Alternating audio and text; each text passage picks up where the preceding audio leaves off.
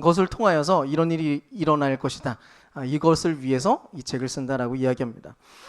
물론 이제 교회를 아주 오랫동안 다녀왔던 분들은 예수님이 누구인가에 대한 이 질문, 이런 주제에 대해서 이게 너무 식상하고 너무 익숙해가지고 이제 뭐 어차피 다 알고 있는 내용이 아닌가 이렇게 생각을 할지도 모르겠습니다. 근데 익숙함이 꼭 참된 알을 보장하는 것은 아니라는 것을 좀 알 필요가 있는 것 같아요. 그리고 오히려 사실 반대예요. 너무 익숙해서 오히려 제대로 알지 못하는 일이 훨씬 더 많이 벌어집니다. 그래서 이 시리즈를 좀 진행하는 동안 우리 모두가 다시 예수님 앞에서 그분을 다시 발견하고 좀 놀라워하는 그런 시간이 됐으면 좋겠고요. 아직 예수님을 제대로 알지 못하고 계신 분들도 서두르지 않는 방식으로 많이 생각하고 고민하면서 스스로 판단해 나가는 그런 시간이 되면 좋겠습니다. 그러면 이제 오늘 이제 요한복음의 프롤로그라고 할 수 있는 본문의 이야기를 좀 살펴볼 건데요. 본격적으로 들어가기 전에 일단 좀 딥한 질문 하나를 해보겠습니다. 여러분 이런 질문 해본 적 있나요? 나는 왜 살고 있나? 이 세상은 대체 왜 있나? 라는 생각을 좀 진지하게 해본 적 있으십니까? 나는 대체 왜 아침에 이렇게 눈을 뜨고 있고 왜 이렇게 고단하게 일을 하고 있으며 왜 이런저런 사람들과 이런 힘겨운 관계들을 계속해서 맺어나가고 있고 또 이런저런 일들을 내가 왜 계속 해내고 있느냐라고 하는 그런 질문입니다. 근데 이 질문은 굉장히 불편한 질문이에요. 골치 아프게 뭐 이런 것까지 생각을 해야 되나? 이런 생각도 들기도 할 거고요. 그 덕분에 이제 현대인들 대부분은 이 질문을 그냥 피하고 삽니다. 그냥 사는 것 자체가 일단 바쁘기도 하고요.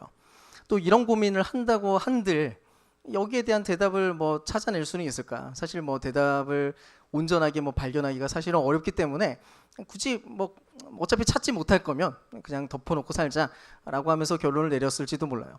그래서 캐나다의 철학자 찰스 테일러라고 하는 사람이 이런 얘기를 했어요. 한때 인간은 의미로 가득한 세계를 살았다고 얘기합니다. 그러니까 예전 인간들을, 예전 고대 사회나 예전 시대의 사람들은 모든 세상이 그냥 의미로 가득 차 있었다. 그러니까 별을 보든지 계절을 보든지 탄생과 죽음을 바라보면서 언제나 의미를 부여하는 시절들을 그 당시에는 보냈다는 거죠. 그래서 고대에는 늘 신의 이야기가 많았고요. 또 질서들과 어떤 식으로 돌아가고 있는지에 대해서 그 목적을 발견하는 것을 이렇게 찾아가고 또 무언가에는 언제나 목적이 있을 거라고 하는 생각이 늘 당연했습니다. 근데 어느 순간 이후부터 하늘은 그냥 대기권이 됐고요. 별은 핵융합 반응을 하고 있는 어떤 개체가 됐고 인간은 유전자의 운반체로 인식하는 그런 일들까지도 지금 어쨌든 좀 그런 인식들이 계속해서 번져가고 있죠. 어쨌든 이런 방식으로 물질적 사고에 사람들이 이제 갇히게 되면서 세상 안에 있었던 모든 의미들이 증발하기 시작했다는 겁니다. 근데 그럼에도 불구하고 이런 의미에 대한 질문은 절대로 없어지는 게 아니죠. 실제로 어떤 특별한 사건이나 충격적인 순간에는 우리가 문득 막 이렇게 이런 질문들과 의문들이 마구마구 떠오르는 것을 경험하게 됩니다. 간절히 원했던 것을 내가 마침내 얻게 되는 어떤 순간에도 그렇고요. 또 너무너무 좋아하고 사랑했던 누군가를 또 잃어버리는 경험을 하게 될 때에도 또 그런 의문이 떠오르기도 합니다. 저는 처음에 이런 고민을 시작한 때가 저는 20살 때였어요. 수능을 딱 치고 났는데 제가 고3 때 정말 열심히 살았거든요. 수능을 다 치고 이제 점수가 다 나오고 하고 났는데 너무 허무한 거예요. 이게 뭐지? 이게 뭐지? 라는 생각이 계속해서 들었고 또 제가 이제 물리학과를 가면서 우주론을 탐구하면서 계속해서 의문이 떠올랐어요. 이 세상은 대체 왜 존재할까? 나는 대체 왜 살고 있는 걸까? 학교를 2시간, 그러니까 왕복으로 4시간 정도 왔다 갔다 하면서 그 시간 내내 계속해서 머릿속에는 그런 생각만 가득했습니다. 답을 찾고 싶었어요. 그 답이 선명해지기까지는 사실 굉장히 오랜 시간이 걸리긴 했는데요. 여러분은 어떤가요? 근데 이런 의미에 대한 탐색은 아주 고대의 2500년 전에도 비슷하게 다루어지고 있었습니다. 오늘 성경 이야기의 그 시절로 돌아가 보면 기원전 500년경에 현재 터키의 해안가에 에페소스라고 하는, 그러니까 성경에는 이제 에베소로 되어 있죠. 그 에베소 지역에 살고 있는 도시에 헤라클라이토스라고 하는 철학자가 살고 있었습니다. 그가 이제 세상을 관찰했어요. 세상을 보고 있는데 모든 것들이 계속해서 세상은 변하고 있다는 것을 이렇게 문득 발견합니다. 그러니까 계절도 바뀌고 사람은 태어나고 죽고 여러 가지 상황들이 뭔가 다 혼란스럽게 돌아가는 것처럼 보이는 그런 세상을 이렇게 목격하게 된 거예요. 근데 그래서 이제 이 사람이 그거를 혼돈이라고 불렀어요. 자, 세상은 혼란스럽다. 모든 것이 혼란스럽고 예측이 쉽지 않다라고 하는 결론들을 내리고 있다가 근데 놀랍게도 계속 발견하다 보니까 이 혼돈 속에 어떤 질서가 있는 것을 또 보게 된 겁니다. 해는 꼭 정해진 때에 뜨고 물은 위에서 꼭 아래로 흐르고 뭐 이런 것들 흔들림 없는 어떤 질서들이 어쨌든 곳곳에 혼란스러워 보이는 가운데도 계속 존재하는 것을 확인하게 된 거예요. 그러니까 뭔가 어떤 기준이 있는 것처럼 보이고 뭔가 원리가 있는 것처럼 보이고 사람들의 내면에도 어떤 뭔가 비슷하게 연결되어 있는 어떤 지점들이 발견된 겁니다. 이 사람이 그래서 거기에 이름을 붙였어요. 그러니까 혼란 가운데 있는 어떤 질서에 이름을 붙였는데 그 이름이 바로 로고스였습니다. 이 로고스는 한마디로 우주를 이렇게 지탱하고 움직이는 어떤 하나의 원리였어요. 어떤 원리, 세상의 이치 뭐 이런 것을 이제 로고스라고 불렀는데요. 물론 그럼에도 불구하고 이 로고스가 그럼 구체적으로 정확히 무엇인지에 대해서는 미궁에 빠져 있었습니다. 근데 이 단어가 그 이후부터 약 수백 년 동안 지중해 세계를 지배해요. 계속해서 그 당시에 이제 고대 그리스의 철학들 있잖아요. 그 철학들이 계속 이 로고스에 대한 탐구들로 이루어지게 됩니다. 거의 모든 철학 학파들은 전부 이 로고스라는 단어를 사용해서 대체 그 원리가 뭔지를 규명하고 설명하기 위해서 굉장히 많이 노력을 했었어요. 자, 근데 이제 고대에서 시작된 이 로고스에 대한 탐구, 그러니까 세상의 이치와 원리에 대한 탐색은 지금까지도 이어지고 있습니다. 현대에는 이 로고스가 무엇이 됐을까요? 뭐라고 얘기할까요? 그 첫 번째 대답이 바로 과학입니다. 어쨌든 고대 철학자들은 보이지 않는 어떤 원리가 분명히 있을 것이다. 그게 바로 로고스다라고 추측만 하고 했는데 이제는 과학을 통해서 그 원리들을 이제는 수식으로 정리까지 해놨어요. 표현이 가능해졌어요. 야, 그 원리가 뭐냐면 이거야 라고 하면서 수식으로 그 과학적 원리들을 이렇게 표현을 합니다. 동시에 과학은 인간의 존재에 대해서도 나름대로 계속 설명하기 시작했어요. 인간이 느끼는 감정이나 행동, 반응들을 규정하고 나름의 원칙들을 발견하면서 이렇게 치료가 가능해지기도 했거든요. 실제로 과학은 굉장히 탁월한 발전이 계속해서 일어났습니다. 근데 이제 한번 질문을 던져볼게요. 그럼 과학이 정말로 그토록 찾던, 정말 알고 싶었던 로고스라고 말할 수 있는 것인가? 과학의 방식으로, 과학이라고 하는 이 독특한 방식으로 모든 의미를 정말로 찾아낼 수 있느냐는 것입니다. 근데 아쉽게도 이 세상에 대해서 오직 과학적인 방식으로만 대답을 하려고 하면 뭔가 묘한 일이 벌어져요. 예를 좀 들어볼게요. 갓 태어난 아기의 얼굴을 이제 이렇게 쳐다본다고 상상해 보세요. 그 아기가 이제 막 태어난 아기를 바라볼 때 뭔가 설명할 수 없는 감동이 찾아옵니다. 어떻게 이 존재 자체에 대한 경이로움과 감사와 감동이 막 찾아오는데요. 이거를 근데 철저하게 과학적으로 이제 분석을 해보려고요. 이 모든 원리, 이것이 작동하는 원리를 규명하려고 하는 거죠. 그럼 이렇게 얘기할 수 있어요. 이건 옥시토신 분비에 뇌 보상 회로가 활성화된 것이고 진화적으로 볼 때는 양육 행동을 촉진하기 위한 화학 반응이야. 이렇게 얘기하는 거죠. 또 사랑하는 누군가가 암 진단을 받아가지고 그걸 한번 상상해 볼게요. 그럴 때는 온 마음이 무너지는 그런 느낌이 아마 들 겁니다. 그 감정도 이렇게 풀어내는 거예요. 이거는 편도체의 반응이고 코르티콜 수치가 너무 급증한 거야. 그 수치를 죽이는 처방을 이제 내려줄게. 마찬가지로 첫사랑의 설렘, 사랑이라고 하는 독특한 인간 안에서 일어나고 있는 그런 관계들, 이런 것들도 이렇게 표현할 수 있어요. 단지 도파민과 세로토닌의 불균형이야 라고 말하는 거죠. 지금 뭔가 잘못됐어. 그거 다시 바로잡는 순간 그 사랑의 감정은 사라질 거야. 뭐 틀린 말은 아니에요. 전부 다 과학적으로 밝혀진 사실들입니다. 근데 평범한 대부분의 사람들은 굳이 이유를 설명하지 않아도 절대로 이렇게 접근해서는 안 된다는 것을 감지합니다. 이건 아니잖아 라는 생각이 들죠. 고대의 로고스 역시도 차가운 원리였던 것처럼 현대의 새로운 로고스의 해석 방식인 과학 역시도 사실 똑같습니다.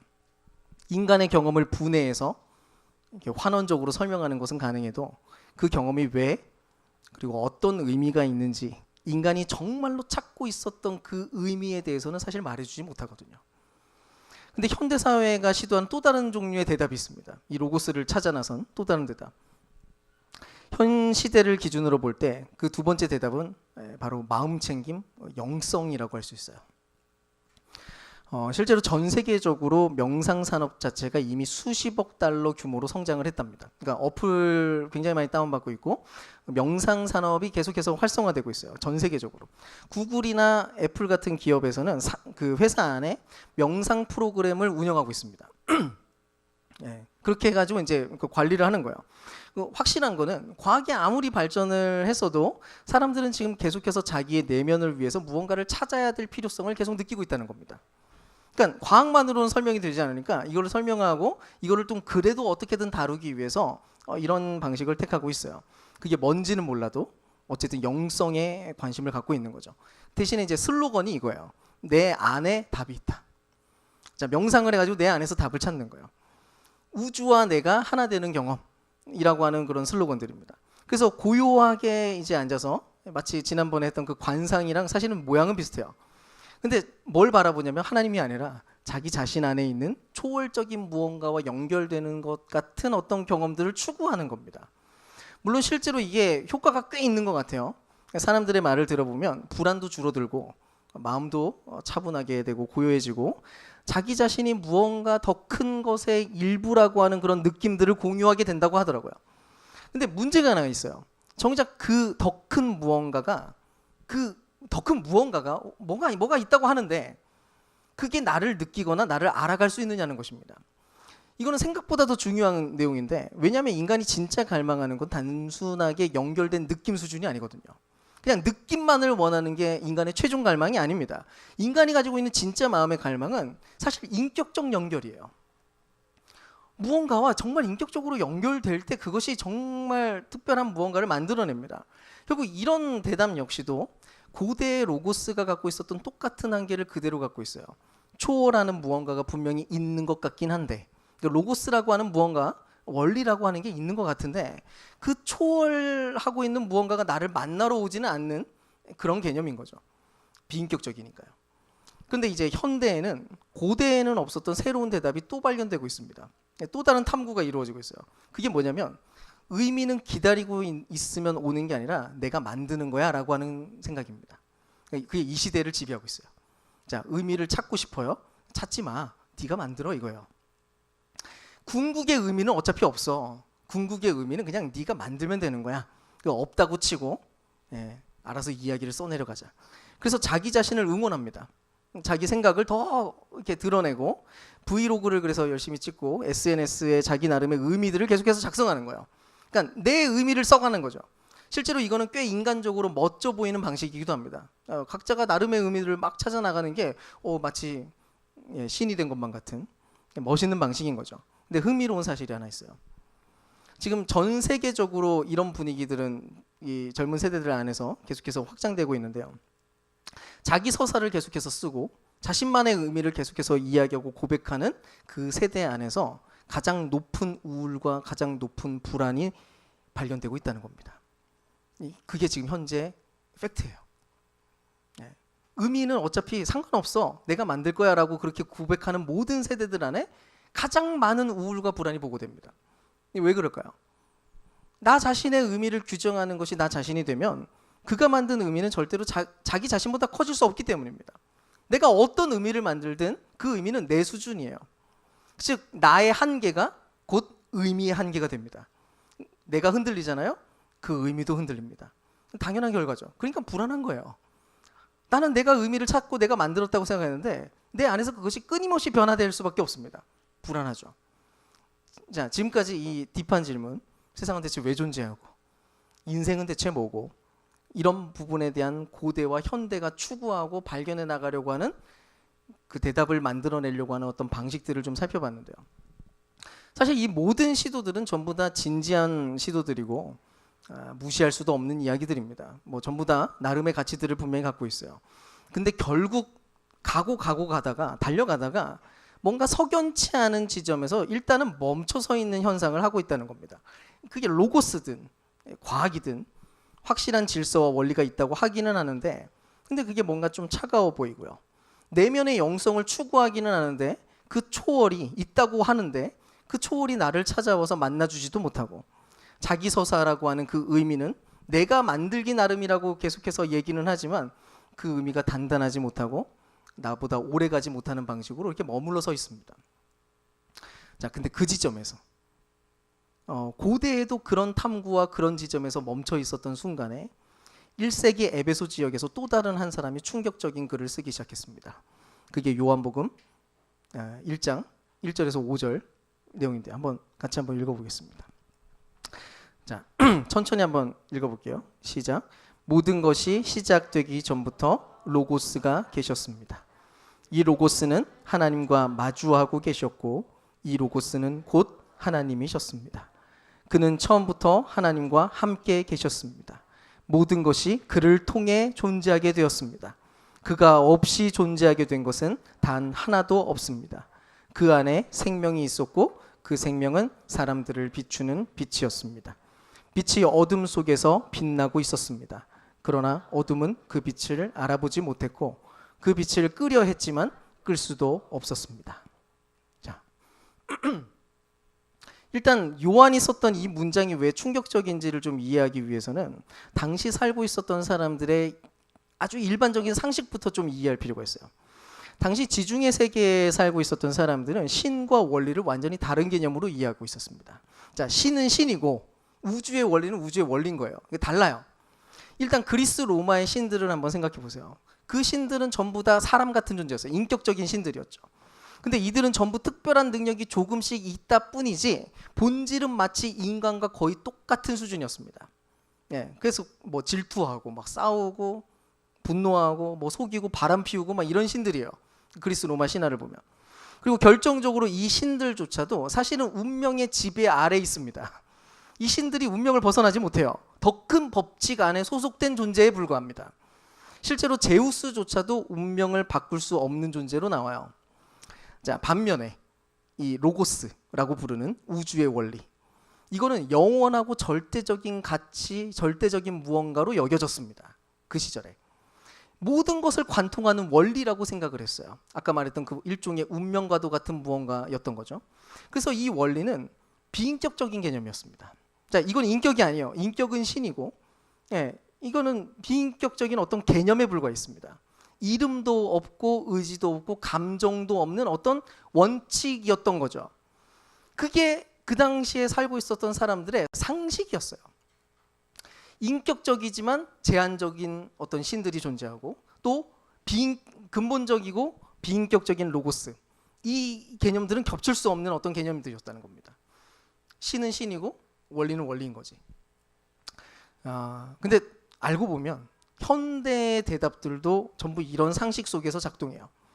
과학의 법칙은 절대적이지만 인격적이지 않고요. 내면의 영성이 느끼는 초월은 나름의 힘이 있기는 한데 인격적인 것과는 또 거리가 멉니다.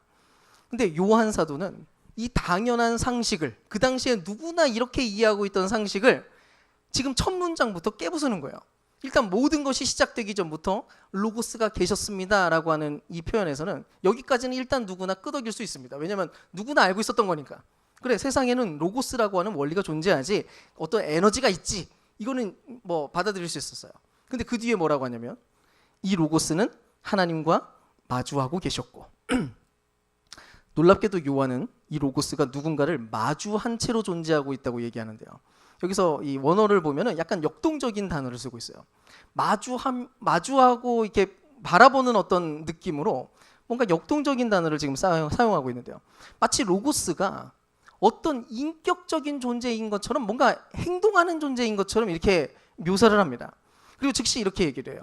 이 로고스는 근데 곧 하나님이셨습니다. 자, 지금 무슨 말을 하고 있는 거예요? 우주의 원리가 사실은 어떤 인격인데, 근데 그 인격이 사실은 하나님이야 라고 얘기를 하고 있는 거예요.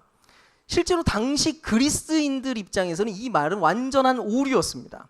우주의 원리, 로고스는 로고스고 신은 신이지 어떻게 로고스가 신이 될 수 있었겠어요? 비인격적인 로고스가 인격적이라고 부르는 것 자체가 이거는 그냥 오류였습니다. 또 유대인들 입장에서는 또 이 말이 어떻게 들렸을까요? 이 말은 신성모독이었습니다. 그들에게 있어서 하나님, 신이라고 하는 존재는 여호와 한 분 유일신이었어요. 근데 감히 로고스라고 하는 또 다른 종류의 인격이 존재하는데 그 인격이 곧 또 하나님이고 동시에 하나님과 마주한 채로 관계를 하며 서 있었다고 이야기하고 있는 겁니다. 이건 양쪽 모두에게 불가능한 문장이었어요. 근데 요한은 확실하게 말합니다. 그동안 당연하게 생각했던 우리의 가정은 틀린 거야. 우주의 근본은 단지 원리가 아니고 인격이었어.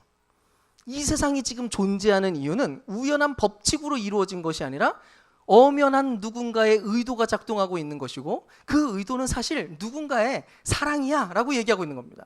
자, 이쯤에서 우리가 앞에 살펴봤던 고대와 현대의 대답들을 좀 기억해 봅시다. 과학이 원리는 갖고 있는데 인격적으로는 차갑다고 했다면 요한은 지금 이렇게 얘기하는 거예요. 우주를 설계한 것은, 우주를 만들어낸 것은 차가운 원리가 아니야. 사랑의 관계로 살던 어떤 인격이었지. 그러니 그 수칙, 그 원칙만 수식적으로 파악하고 있지 말고 그 구조 너머에 있는 그 인격, 그 작품을 만든 존재를 너희는 이제 바라봐야 해 라고 지금 얘기하고 있는 거예요. 내면의 영성에 대해서는요, 초월이 있기는 하는데 그 초월이 나를 만나지는 않는다고 얘기를 했잖아요. 근데 요한이 이렇게 얘기하고 있는 거예요. 그 초월이 인간이 되어 직접 우리에게 다가왔어. 우리가 그 초월을 찾아가기 위해서 더듬어서 영성을 추구해야 되는 것이 아니라 그분이 우리를 향해서 아예 다가오셨어 라고 얘기하고 있는 거예요. 또 자기 서사가 의미를 만드는 것이라고 얘기했잖아요. 요한이 얘기합니다. 의미는 억지로 만들어내는 것이 아니라 처음부터 있던 바로 그분이 주시는 것이야 라고 얘기하고 있어요. 그 인격이 누구인가요? 그 로고스가 누구입니까? 요한은 14절에서 이렇게 얘기합니다. 그 로고스가 육신이 되어 우리 가운데 머무셨습니다.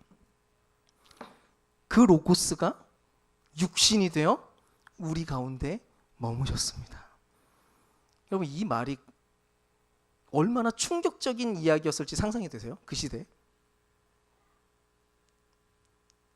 그 로고스가 우리 가운데 육신이 되어 지금 함께 머물러 계셨다.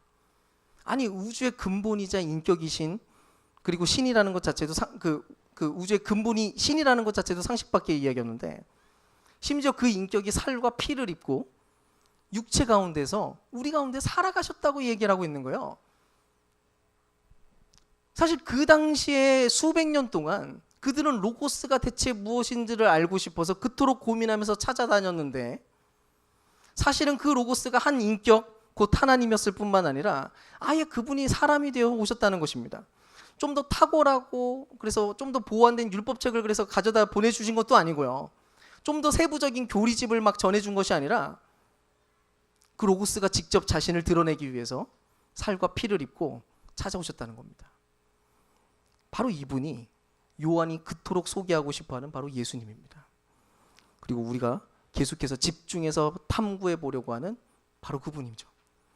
근데 그토록 찾던 그 의미, 그토록 찾던 로고스가 우리 한가운데 찾아오셨다고 하는데 이 놀라운 이야기에도 불구하고 5절을 보면 상당히 어두운 모양이 나타납니다. 우리 말씀 한번 읽어볼게요. 같이 한번 읽겠습니다. 시작. 어둠은 그 빛을 알아보지 못했고 그 빛을 끄려 했지만 끌 수도 없었습니다. 아멘. 무슨 말이에요? 자, 마침내 인간을 위한 최종 답이 찾아왔어요. 그러니까 너무너무 알고 싶어. 의미 있게 살고 싶어요. 우리는 의미 없이는 살아갈 수 없어요. 너무 알고 싶었는데 그 대답이 찾아왔대요. 근데 세상이 그것을 알아보지 못했다는 것입니다. 심지어 뭐라고 얘기해요? 그 빛을 아예 꺼버리려고 시도하는 일까지 벌어졌는데 끄지는 못했어요. 대체 왜 이런 일이 벌어질까요? 지금도 유튜브에 보면 영상이 하나 이렇게 있는데 2007년 1월 워싱턴 DC의 한 지하철역에서 출근하는 사람들이 이제 바쁘게 오가는 이렇게 장면이 이렇게 카메라에 있습니다.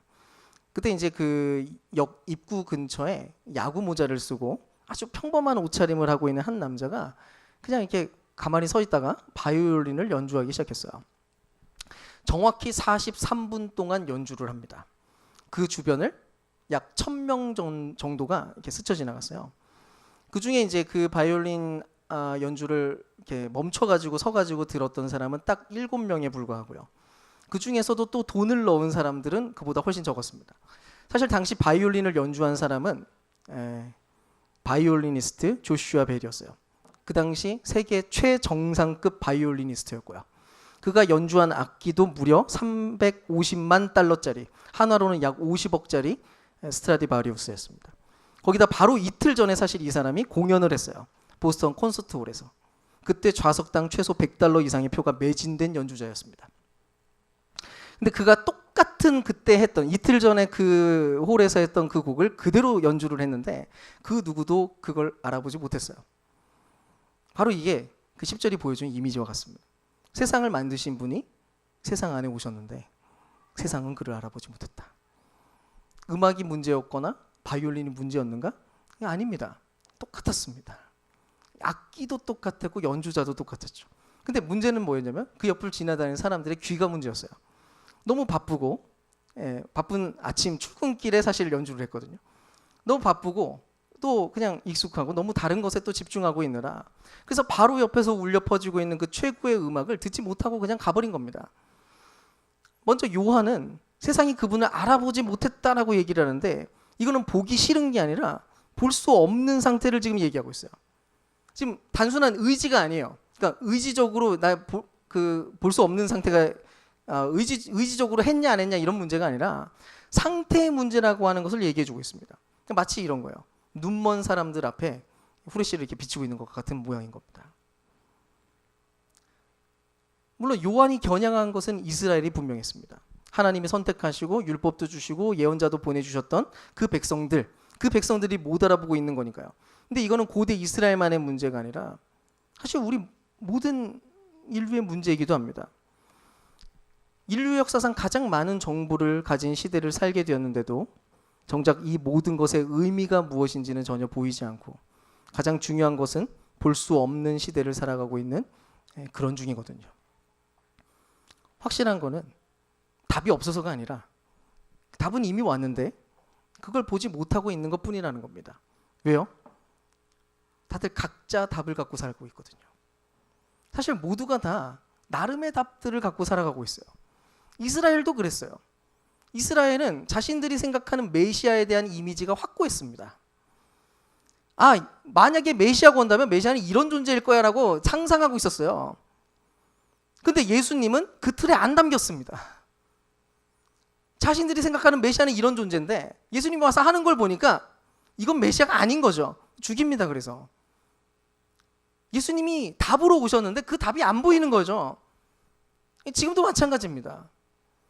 과학이든 영성이든 자기서사든 혹은 기독교가 무엇이라고 생각하는 자신만의 정의가 어떤 것이든지 간에 그 내용 자체가 우리 안에 어떤 한 자리를, 정답의 자리를 차지하고 있는 한 진짜 답, 진짜 예수 그리스도가 찾아온다 한들 그분을 알아볼 수가 없다는 것입니다. 오직 자기가 생각하는 그 답에만 익숙한 사람들은 진짜 답이 와도 스쳐 지나가는 거예요. 그게 어떤 교리가 됐든 어떤 전통이 됐든 어떤 형식적인 틀이 됐든 그 무엇이라도. 근데 성경은 이 절망적인 상태, 인간이 누구나 지금 이런 상태에 처해져 있다고 얘기하고 있는데 이 상태를 넘어서는 반전을 이야기합니다. 우리 12절 말씀 한번 읽어볼게요. 시작. 그러나 그를 맞아들인 사람들, 그의 이름에 자신을 맡긴 사람들에게는 하나님의 자녀가 되는 자격을 주셨습니다. 아멘. 자, 이쯤에서 잠깐 생각을 할 필요가 있어요. 아까 이 세상은 마치 맹인처럼 됐다고 했어요. 빛을 비춰도 빛을 못 알아보는 거예요. 상태가 안 좋아요. 빛이 와도 못 봅니다. 맹인이라서. 근데 갑자기 여기에 그를 맞아들인 사람이 있었다고 얘기를 하고 있어요. 바로. 어떻게 그럴 수 있었을까요? 무슨 일이 벌어진 걸까요? 맹인이 결심을 하면 눈을 뜰 수 있습니까? 아니잖아요. 그래서 요한은 13절에 즉시 이렇게 얘기합니다. 제가 읽어드릴게요. 이 자녀됨은 좋은 혈통에서 나지 않았습니다. 인간의 본능에서 나지 않았습니다. 누군가의 의지와 노력에서 나지 않았습니다. 오직 하나님 자신에게서 났습니다. 아멘. 뭐라고 합니까? 그를 맞아들인 사람이 있다는 말은 마침내 인간이 좋은 선택을 하게 됐구나라고 하는 이야기가 아니라는 거예요. 내가 좋은 선택을 했구나. 이 사람은 참 잘 생각했네. 이거 아니에요. 오히려 하나님이 먼저 행동하기 시작했다는 의미에 불과하다는 겁니다. 그분이 행동하기 시작했다는 거예요. 그가 직접 눈을 열어주시는 은혜, 그분이 일방적으로 내미시는 선물이 먼저 작동하기 시작했다는 것이라는 겁니다. 우리는 간혹 착각을 해요. 특히 그리스도인들은 이미 믿음이 생겨버렸어요. 믿는 것도 그냥 간단한 일처럼 생각합니다. 간단하지 뭐, 당연한 거 아니야? 결심하면 되지. 왜 이렇게 결심을 안 해? 의지를 발휘해야지. 의지를 발휘하면 되는 건데 그게 얼마나 쉬운 건데 이 생각을 해요. 아닙니다. 예수를 참 하나님으로 발견하고 그분을 우주의 주인으로 인정하는 일, 마침내 그분을 온전히 맞아들이고 그의 이름에 내 자신을 맡겨서 하나님의 자녀가 되는 것은 내 의지나 노력으로 안 되는 일이라는 것입니다. 그건 오직 하나님으로부터만 시작되는 특별한 사건이라고요. 실제로 그래서 요한복음을 우리가 읽다 보면 예수님께서 가장 인상적으로 하시는 표적 중에 하나가 바로 눈먼 사람의 눈을 열어주시는 기적입니다. 예수님이 바로 그런 분이라고 말이죠. 오직 그분을 통해서만 바로 그 빛을 볼 수 있다고. 그분이 그 눈을 열어주실 때 그분을 발견하게 됩니다. 확실한 건 이거예요. 일단 눈을 뜨고 그 빛을 보게 되면 예수님의 그 이름에 나 자신을 내어 맡기는 일들이 자연스럽게 벌어집니다.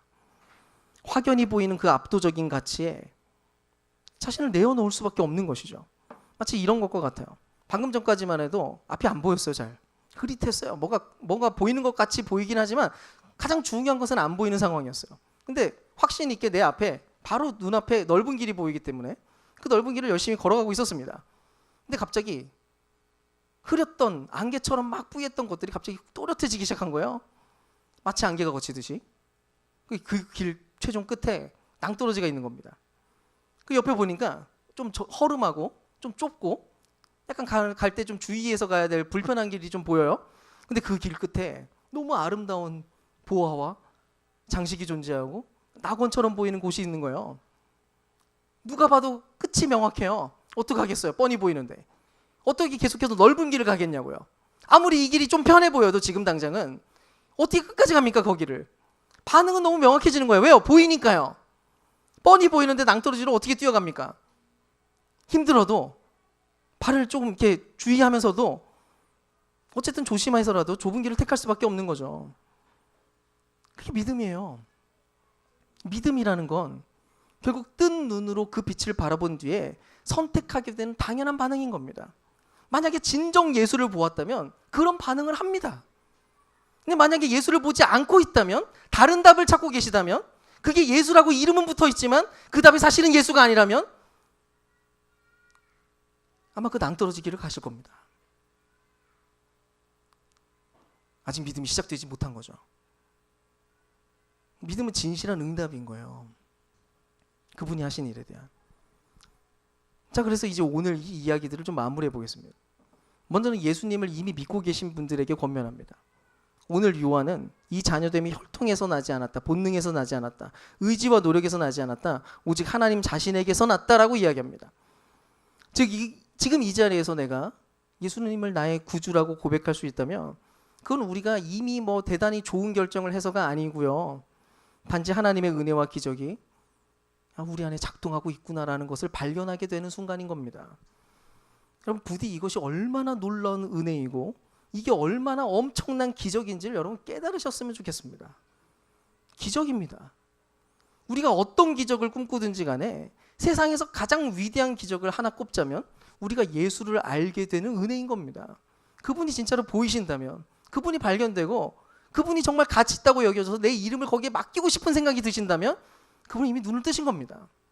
기적이 일어난 거죠. 그 은혜 감사하십시오. 아무나 못하는 건데. 그 동시에 또 한 가지 부탁드립니다. 오늘 본문에서 이스라엘을 우리가 봤어요. 하나님의 백성이었고 율법도 받고 예언자도 계속해서 보내줬고 성전을 가지고 있는 상태로 하나님의 이름을 늘 입에 올리던 사람들이 바로 이스라엘이었습니다. 근데 정작 하나님이 옆에 찾아오셨을 때 그분을 못 알아챘어요. 왜요? 자기가 생각하는 메시아의 이미지가 완전히 고정관념으로 자리 잡혀 있었으니까요. 우리는 어떤가요? 너무 오래 믿어와서 너무 기독교가 익숙해서 예수님이 어떤 분이신지 마치 다 알고 있다고 생각하고 계신 건 아닙니까? 내가 배웠던 교리들과 내가 알고 있었던 어떤 신앙의 원리들, 내가 경험한 신앙의 어떤 방식들, 내가 익숙하게 여기고 있는 예수님에 대한 그 정형화된 이미지, 그게 혹시 진짜 예수님을 바라보지 못하도록 가로막고 있는 것은 아닌지 말이죠. 만약 그렇다면 오늘이 돌아서는 날이 됐으면 좋겠습니다. 은혜로 열린 그 눈을 가지고 다시 예수를 온전히 진실하게 바라봐야 되는 거죠. 익숙한 교리 아는 거 말고요. 익숙한 개념 알고 있는 거 말고요. 그 문자들 말고요. 그 인격적이신 그 바로 그분. 로고스가 마침내 인격이 되어 찾아오셨다고 하는 그 인격적 존재 바로 그분. 그래서 우리는 모두가 다 내가 이분을 아직 잘 모르는구나. 이 고백을 가지고 예수님을 알아가는 일이 필요한 겁니다. 여러분, 예수님은 무한하신 하나님이세요. 어떻게 우리가 예수님을 다 압니까? 모르죠, 당연히. 계속 알아가야 됩니다. 그리고 아직 탐색하고 계신 분들에게도 권면합니다. 오늘 확인한 대로 볼 수 있게 되는 것은 인간의 능력이 아닙니다. 하나님이 하시는 일입니다. 전혀 서두르실 필요는 없습니다. 자기 힘으로 믿는 척 하실 필요도 없습니다. 믿는 척 하지 마세요. 그냥 안 하는 게 낫습니다. 그냥 예수님의 이야기들을 계속 진지하게 들으십시오. 잘 모르겠어도 그냥 진지하게 계속 들으십시오. 그러고 있으셔도 괜찮습니다. 하나님은 말씀 안에서 그냥 일하시는 분입니다. 그분이 먼저 일하십니다. 그리고 혹시 오늘이든 앞으로든 어떤 이야기를, 예수님에 대한 이야기를 하나하나 드러나가면서 마음이 움직이는 부분들이 있다면 그걸 무시하지 마십시오.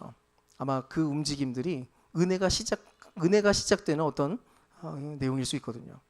어쨌든 앞으로 저희가 27주 동안 우리는 사람이 되어서 이 땅에 살아가셨던 바로 그분, 그 로고스가 인간이 되어 오셨던 그 인간의 삶을 살아갔었던 그 모든 장면들을 우리가 하나하나 만나게 될 겁니다. 눈먼 자의 눈을 여시는 장면, 죽은 친구 앞에서 눈물 흘리시는 장면, 손가락질 받는 여인에게 다가가서 나는 너를 정죄하지 않겠다라고 하셨던 또 그런 이야기들, 배신자 제자의 발을 씻기는 장면, 그리고 십자가에서 죽고 또 다시 살아나시는 장면. 다만 믿는 것은 이 모든 이야기들 속에서 하나님이 일을 하실 거라는 사실입니다. 부디 우리 모두가 밝은 눈으로 예수를 발견하시고 그렇게 찾아 헤매던 삶의 의미와 참된 소망을 그분 안에서 발견하게 되는 저와 여러분 될 수 있기를 주님의 이름으로 축원합니다.